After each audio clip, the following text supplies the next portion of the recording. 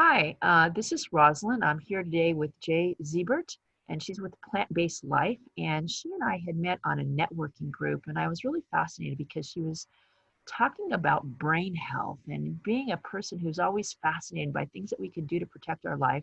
I wanted to bring her on because what we do in our life and what we eat makes a big difference in how our life is lived. So let's give it up to Jay. Woohoo! Let's say, Jay, tell us who you are and what you do. Hi there, this is Jay Ziebart with Plant-Based for Life. I am a speaker, health educator, and transition specialist. I, what I like to do is empower people. I give them information so that they can take back their health. People don't really understand the power they have over, impacting the health of their bodies. And, our bodies want to heal. We just have to give them the opportunity. And I help people learn how to do that. Great. So, you were talking about things and you talked about the importance of now. If there was something that everyone could do right here and right now before today ends, I want you to start there. What is the one thing that we can do right here today that can make a difference in our lives? Um, there are so many things that we can do, but we were specifically talking about brain health and the health of our bodies. And I think one of the things that we can really do is be mindful about what we put in our bodies. So much of what we do is mindless, sitting in front of the TV, binge watching this and that, and just sort of, shoveling it in without paying any attention. So paying attention, every single thing that we put in here, every single thing that we add is creating a chemical reaction. So all the good stuff, all the bad stuff, it creates an appropriate, reaction in our bodies. So we want to really be thinking every single time we put something in there, it's having an impact. That is so true. That is so true. And I remember there was a person on the show that was talking about family time. And in the pandemic, family time is so extremely important. It's just getting together and being with the ones we love. And he said, as he sat there at the television, they scooped down some ice cream and this, that, and the other. And you were talking about what does that ice cream do to us? And is there an alternative that we can have for the ice cream? So I know ice cream is one of Americans' favorite pastime. And, we don't want to stop people from sitting down together. But tell us what that ice cream does to us. Okay, this is so great. And the gentleman that was asking was just so sincere in his question, trying to do the best for his children. And I want that for everyone as well. So the issue with ice cream, well, the good news is that there's plenty of healthy alternatives, plenty of healthy alternatives. Frozen banana based ice creams are called nice creams. You can flavor them any way you choose, all sorts of different ways. So you get all the luscious decadence of ice cream. So there is that. So before I tell you the bad things about ice cream, there is hope. So the thing with ice cream is that it is incredibly high in saturated fat. It is loaded with processed sugars. And of course, it has the dairy, which is harmful to our health in a variety of ways, including making especially our children more prone to allergies, excess mucus buildup, inflammation in our bodies. So ice cream off the shelf made with cow's milk is not our best choice. But as I said, there are lots of beautiful, beautiful options out there. I am a total ice cream girl myself. And so I have a ton of recipes and a ton of different ways to make sure I'm getting that creamy, icy goodness. Oh, that's great. That's lovely. I can hardly wait to hear about those. Now, what would you say is something good that we can feed our kids? Because you mentioned about those kids, and everybody has kids in today's world that are yummy things that kids will like. What would you be if we were to say, parents, here's something that you need to know for your kids that you could start today, or pack this with your lunch, or give them to today. What would your message to parents be for kids? Well, before I give you an idea of a food, I would say one thing. You know what kids and adults actually love what they're familiar with. And so you can actually train yourself to like foods that you don't like already. I know kids sometimes, the big issue is with picky eaters. But if you give them something that looks familiar and has familiar textures and can be eaten with your hands, you're much more likely to get kids to eat things. The other thing I highly, highly recommend is that you involve them in the process. So we already know, we want to make sure our kids are eating their fruits and vegetables, they're eating whole grains, they're staying away from junk food. So really realize that the more we eat junk, the worse food tastes, the more our taste buds are deadened. The more we eat foods that are healthy for us, the more we like them. So you actually get used to them and you get to like them. And so I have so many good tips for people with kids, but really keeping it familiar, keeping it comfortable, and involving them in the process. Those are the big things.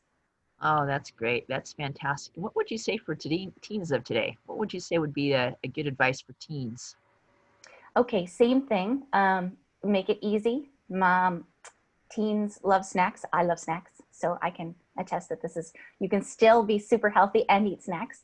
Just making sure to give them the good options and not have the unhealthy options in the house. Then it's not an option. Then it's not a choice that they have to make. It is what is delicious is already there.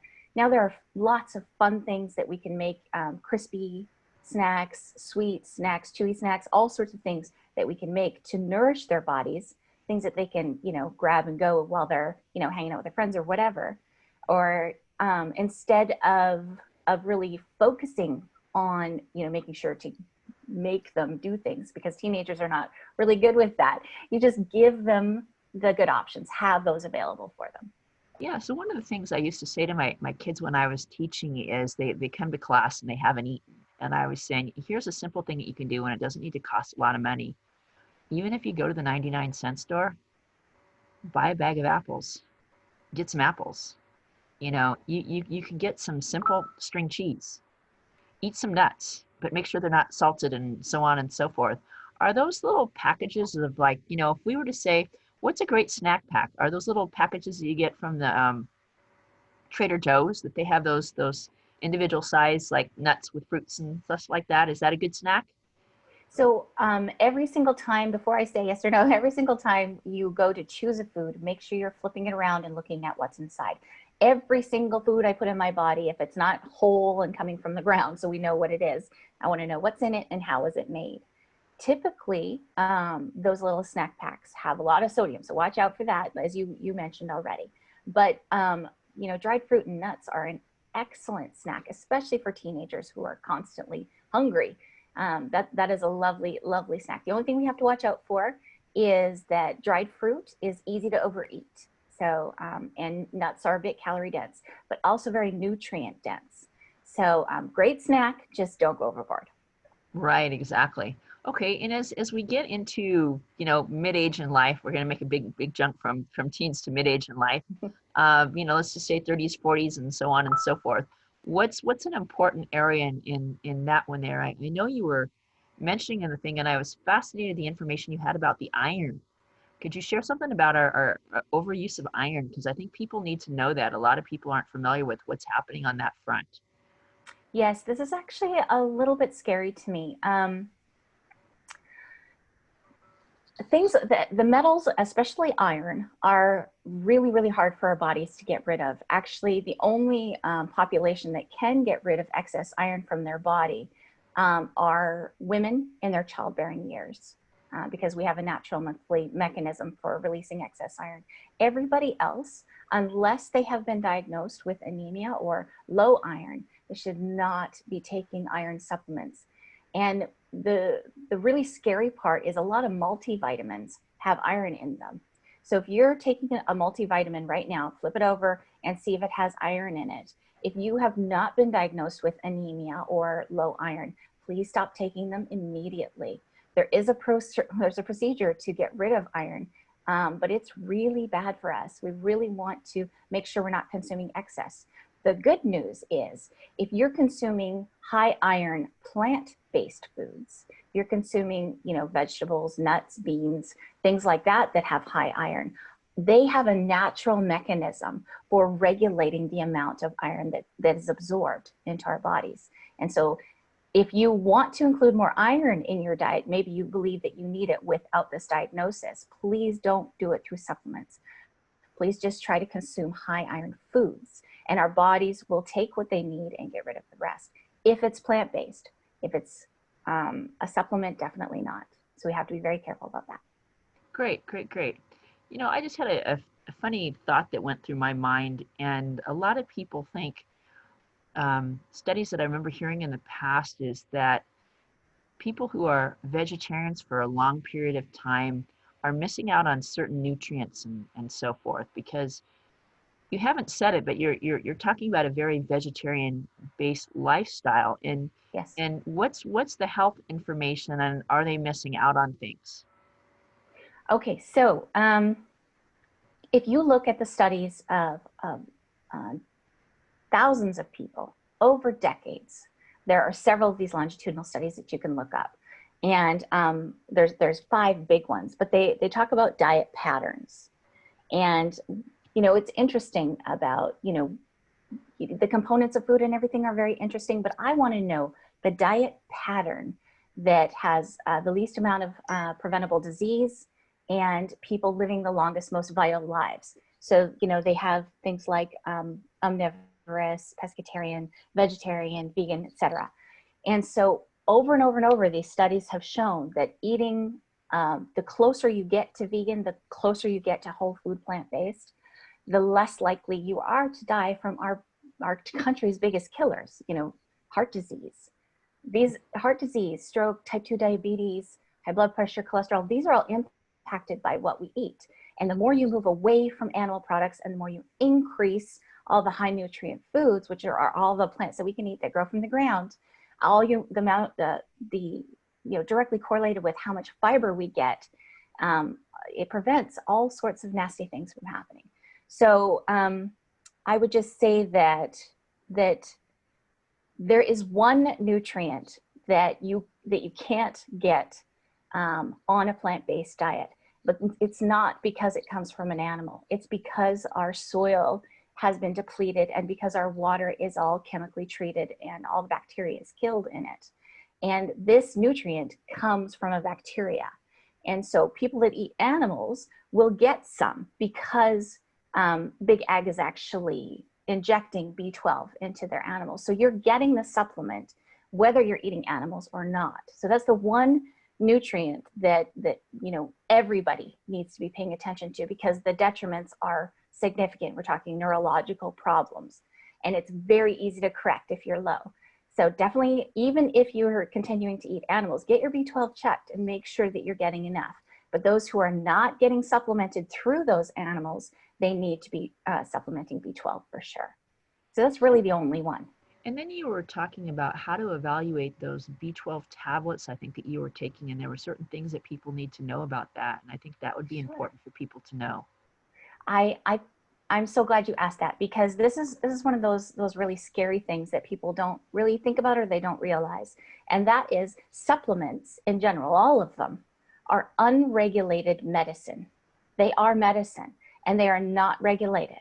So you're taking a risk every single time. So what I highly recommend is that you find a really good ethical manufacturer that has their products independently tested by a completely different company, and for potency and safety and all of these kinds of things. So if this company is independently tested and you ask them for that company that tests them, they should tell you right away. That's a good, you know, sign that they're a quality Right. company.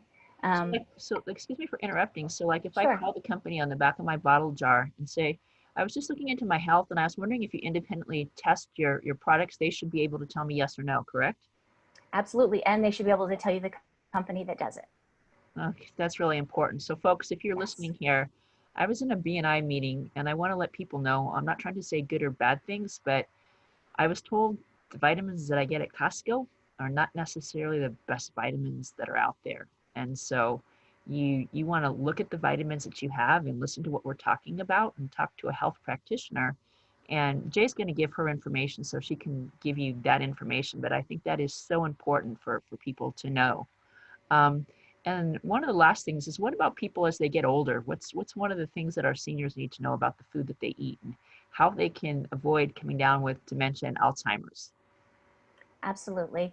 I would say this applies to everyone because you want to, as we started with, you want to start now. Whatever it is that you want to protect yourself against as we're aging, Start when they're little, start wherever you're at.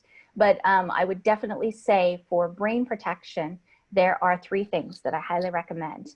Okay. And the first one is at least 2 tablespoons of ground flaxseed every day. Must be ground. 2 tablespoons of ground flaxseed. Berries, making sure to get those dark, beautiful, gorgeous, rich colored berries into your life every day. Blueberries are fantastic. They've been shown to improve brain health within a few hours. So definitely highly recommend. The other thing is to stay away from oils, all oils. That the ratio of omega-3s and 6s is really thrown out of whack by that omega-6 to 3 when we consume oils, also animal products. So flaxseed, get your berries in, watch out for those oils. There's lots of other tips I could give, but those are the three big ones. Are the frozen berries just as good because we don't get berries 12 months a year? Are the frozen just as much have the same value? Actually, because a lot of our food is transported a long distance, the frozen stuff is usually a little bit better because it is allowed to ripen to its appropriate ripeness, and then it is usually blanched and then frozen immediately. So those berries usually have more nutrition than the berries that have been trucked, hundreds of miles. Right.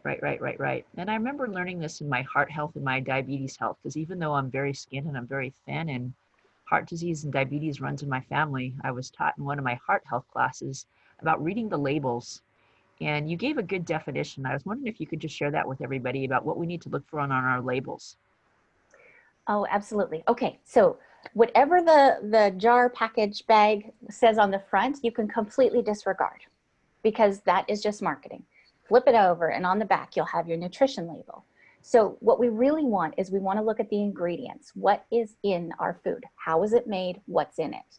And foods that are processed, we want to try and limit to around 5 ingredients, unless all the ingredients are whole foods. And we want to avoid all of the things we can't pronounce. If we can't pronounce them, then if we have to go and look them up, maybe that's something we don't want to include. And there's bound to be a better version out there. Keep looking.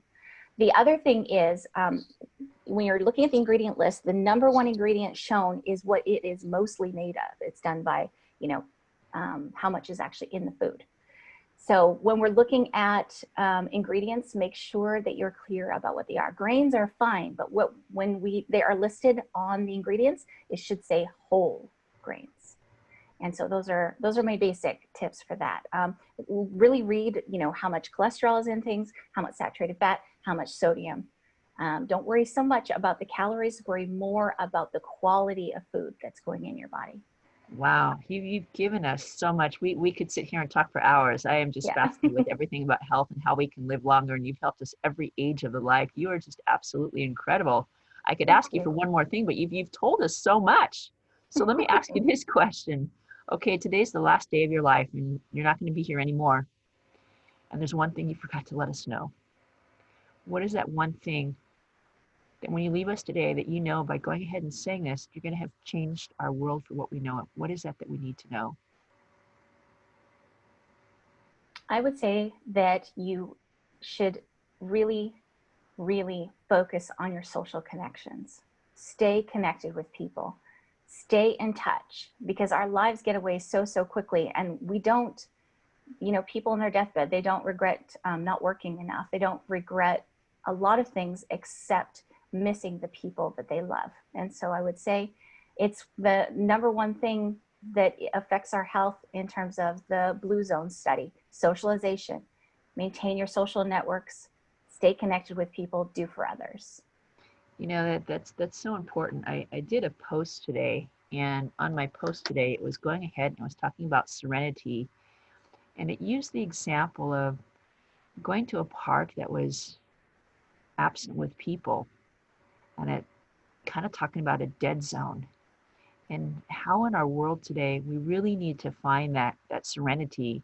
And there was a quote that went ahead and talked about from the depth of your cells throughout your body, when you spend this time that you're out in nature with people, you're replenishing those things. And so I wrote in this post, and it's all connected. What I'm saying is, My greatest fear is that I don't spend too much time going out and smelling the flowers and looking at the roses, because they're the things that bring me back and bring me back to humanity. And I was driving up in Ventura, and you've got to go to Moon, and what was the other street? Moon, and I think it's Victory, the main street that runs in Santa Barbara. There's this cactus tree, and this cactus tree has these berries on it. It's like I've never seen a more beautiful tree than that one in Ventura. And it's we got to go out and appreciate those things, and that's what people are about. So I take those Yeah, pictures and I put them up on the web, and I say, hey, if you haven't gone outside today, here's something worth going ahead and looking at. And connections is really truly what it's all about. Is there a certain gift that you have that you'd like to offer us, or tell people how they can get a hold of you and how they can reach you to find out more information? What would you say? absolutely. So I have, you're welcome to email me anytime and check out my website. So it's jay@pbforlife.com. So that's jay@pbforlife.com. You can call or text me anytime, 805-479-9783. I do a series of classes every Tuesday. It's an ongoing series. It's free, and people are more than welcome to join at any time. I do plant chat on Saturdays in the morning at 10 a.m. Also free. It's kind of a support group, a little bit of education. I am willing to do a free consultation if anybody would like a little one-on-one time. If there's anything that I can help with, quick questions, I take them anytime, and I'm always happy to help. Wow, it's really truly been a pleasure and a blessing to speak with you. I know from the moment that I saw you speak on that coffee connection, I said, boy, I've got to talk to this lady. And she and I talked for 20 minutes before I even got here. So she's a lady, even if you just call to get information on recipes, she is your go-to person. So thank you from the bottom of my heart. Namaste, and Thank have a you. bright and beautiful day. Thank you so You much. too. Thank you, thank you, thank you. Alrighty, bye-bye.